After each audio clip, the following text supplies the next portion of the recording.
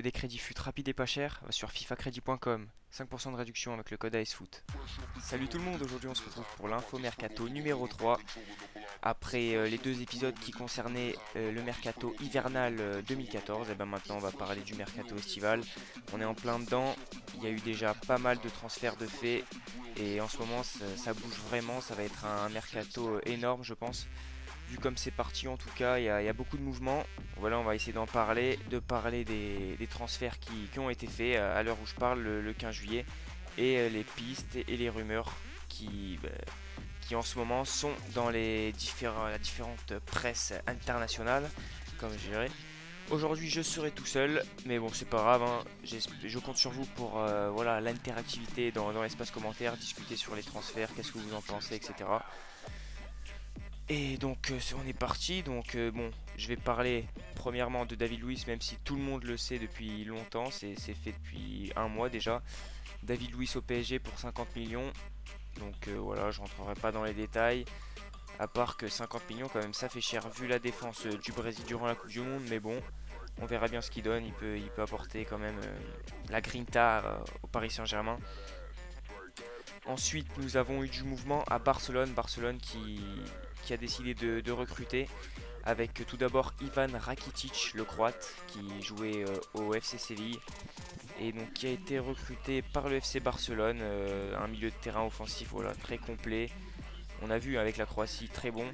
Il a été recruté pour 18 millions d'euros, donc c'est pas non plus excessif.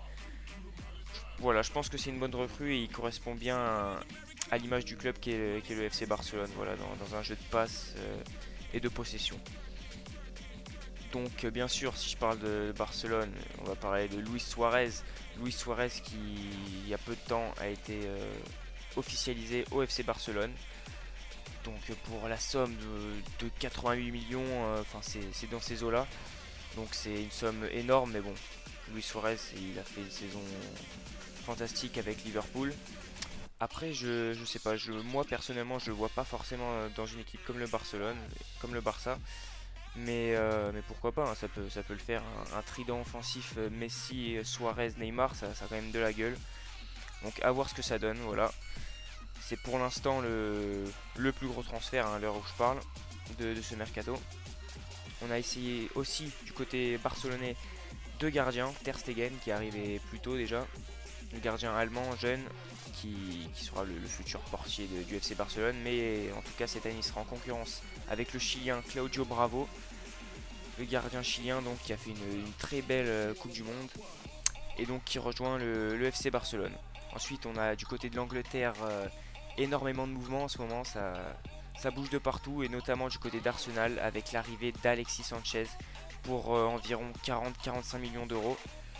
Donc voilà, il a fait une très bonne Coupe du Monde, Alexis Sanchez. Donc recruté par Arsenal, je trouve que c'est une très bonne recrue. Ça peut faire du bien à cette équipe d'Arsenal avec en plus Ozil. On parle également du côté d'Arsenal, ça c'est une rumeur de Sami Khedira qui pourrait débarquer dans le club londonien. Et en ce moment ils sont en discussion à l'heure où je vous parle et c'est vrai que ça pourrait être un très bon milieu de terrain pour Arsenal. Du terrain avec du Ozil, du Khedira, c'est du lourd, hein. Surtout voilà, après la victoire de l'Allemagne à la Coupe du Monde. Toujours du côté d'Arsenal, on a le départ de Bakary Sagna, le français, le latéral droit qui part pour Manchester City. Et donc qui laisse place à un autre français qui devrait arriver dans les heures qui viennent, Mathieu Debuchy, qui devrait s'engager avec Arsenal et qui quitte Newcastle. Newcastle du coup qui a recruté le néerlandais Jan Maat. Donc là ça vient de se faire, là, à l'heure où je vous parle, ça vient de se faire. Donc voilà, un bon latéral droit des Pays-Bas qui débarque à Newcastle. Newcastle aussi qui recrute Rémi Cabella, le français de Montpellier. Donc voilà, c'est un choix comme un autre, mais c'est vrai qu'il aurait peut-être pu avoir un meilleur club, pourquoi pas. Après on sait que Newcastle recrute beaucoup de français et ça c'est encore prouvé, hein. Donc pourquoi pas, après s'il explose avec Newcastle, ça pourrait lui ouvrir les portes des plus grands clubs européens. Donc Cabella qui se retrouve à Newcastle. Toujours concernant la première ligue, on a Mangala qui est très proche de Manchester City. Normalement, ça va être fait dans les heures ou les jours qui suivent. Pour 40 millions d'euros quand même. C'est quand même énorme. Le défenseur de Porto de 23 ans qui normalement va s'engager avec Manchester City. C'est du lourd déjà pour ce jeune défenseur français. Et pour City aussi, c'est une très bonne recrue. Voilà. Un défenseur très physique, rapide, très complet. Donc vraiment une bonne pioche, même si ils ont mis le prix quand même. Ensuite, on a bien sûr Diego Costa qui a fait une Coupe du Monde catastrophique, en tout cas selon moi, qui se retrouve à Chelsea pour environ autour dans les eaux de 40-42 millions d'euros. Pareil, hein, dans les mercatos maintenant, les prix sont de plus en plus hauts, malgré le fair play financier. Enfin bon, ça c'est un autre truc, c'est un autre débat. Donc Diego Costa qui débarque à Chelsea, voilà, avec un Samuel Eto'o qui devrait partir et qui se fait vieillissant, et Torres qui n'est plus en odeur de sainteté à Chelsea. Donc voilà, ils ont recruté leur futur numéro 9.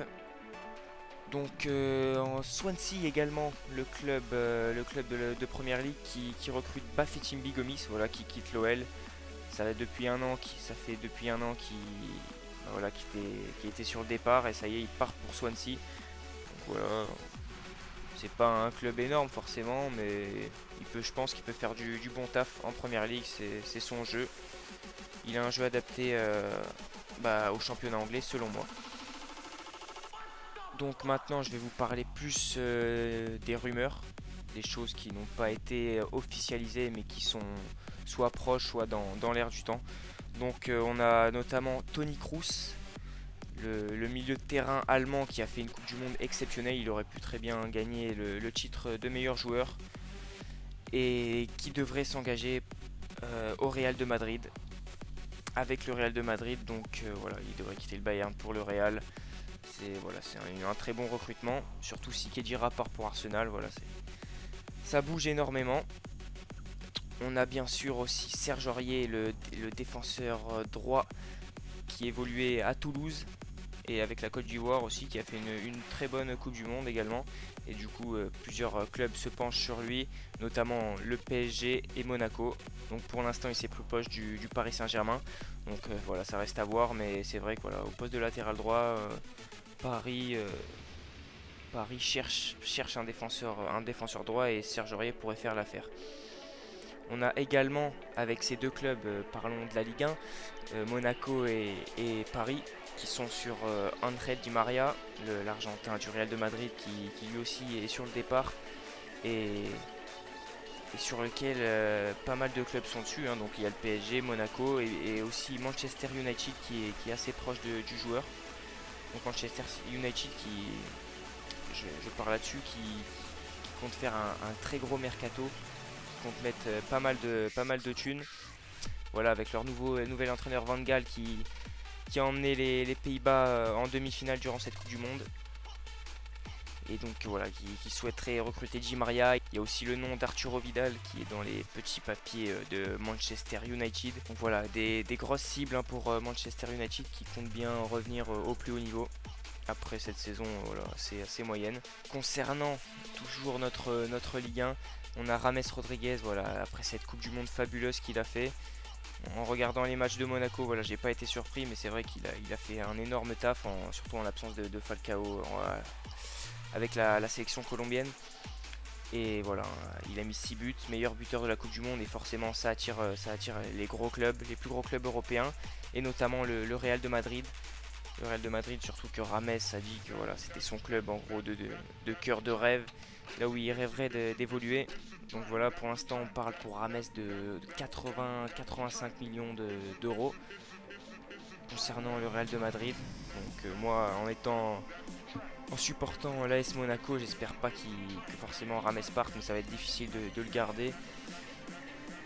Et voilà, 85 millions d'euros, sachant que Monaco l'a acheté 45 millions d'euros l'année passée, ça serait quand même une belle perf, hein, une belle rentrée d'argent. Même maintenant, là, on sait très bien que le football ça marche comme ça avec l'argent. Après, il y a également attention quand même à Barcelone. Barcelone qui s'intéresse également à Rames Rodriguez et qui, en plus, selon les rumeurs, proposerait 90 millions d'euros, donc plus cher que le Real, et en plus le laisserait un an à Monaco et en fait il recruterait pardon, en juin 2015.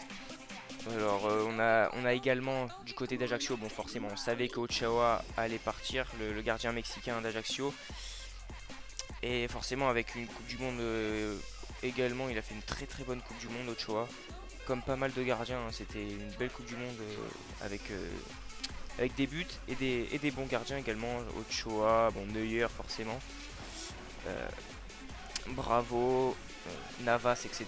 Très bon gardien, donc Ochoa qui est en instance de départ et qui pour l'instant est plus proche de club espagnol sans trop de détails. Je pourrais parler également en Serie A un petit peu, parler de la Serie A avec des Français qu'on avait oubliés et qui reviennent. On a donc également Yann M'Vila qui est arrivé à l'Inter sous forme de prêt. Concernant l'autre club de Milan, le Milan AC, il y a Jérémy Ménez qui est arrivé, qui vient forcément du Paris Saint-Germain et qui revient en Italie après avoir été à l'AS Rome, cette fois sous les couleurs de l'AC Milan, tout comme le Parisien Alex, qui également est parti du côté de l'AC Milan. Qu'est-ce qu'on peut dire d'autre sur Milan? Oui, ils ont levé l'option d'achat sur Adil Rami, qui donc va rester à Milan, qui ne retournera pas à Valence.